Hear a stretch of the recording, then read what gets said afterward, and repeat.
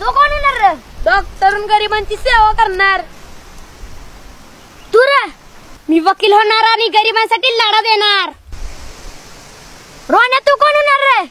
मी फौजीत भरती होणार आणि दुश्मनाच्या मुसक्या आळून देशाचं रक्षण करणार. वार भावानो, पण हे सगळं आपण मराठी शाळेत शिकून पुढे जाऊ तवा होणार ना. वाडीतली मोठी माणसं आपल्याला साथ देण्यात आली ती. आता आपला लढा आपल्यालाच लढवला पाहिजे. पण लका गाण्या, आपण बारकी पोरं, आपण करणार तरी काय? भावा, आपण उंचीनं बारका असलो का नाही तरी बुद्धीनं काय मोठंच राहायचं. आपली मराठी शाळा म्हणजे नुसती शाळा नाही, तर आपल्या मराठी भाषेचा पाया आहे. आणि आपल्या माय मराठीचा पाया पण खचून नाही द्यायचा. अरे आपल्या मराठी शाळेनं लय जणांनी मोठं केलं, पण आता आपल्या शाळेलाच मोठं करायची वेळ आली.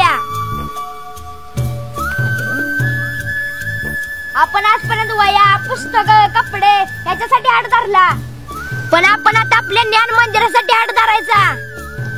वाडीतल्या माणसांनी दाखल्यासाठी केलेला अर्ज माग्याला भाग पाडायचं. मॉम, मम्मी, मम्मा अशा 3-4 आया नाही ते आपल्याला. अरे आपली मराठी मातृभाषा ही आपली आई आहे आणि आई एकच असती. गण्या भावा, बरोबर बोलतोस तू. बोल हरण सर. वाडीतल्या सर्व पालकांनी दाखल्यासाठी केलेले अर्ज माघारी घेतले. काय? अभिनंदन सावंत सर. अहो ही तर आनंदाची बातमी. म्हणजे आपल्या गावातील पालकांना मराठी शाळेचं महत्व लक्षात आलं म्हणायचं.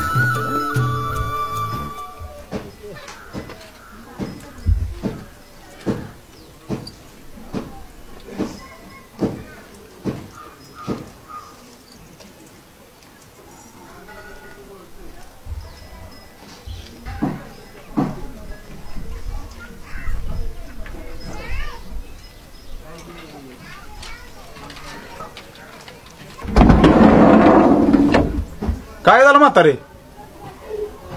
बसवी ना तुला गाडीत? नाही बाबा बसवीत. माझा पण ना तुम्हाला इसरत पण मराठी शाळेला इसरत नाही. जाते मी तुझा.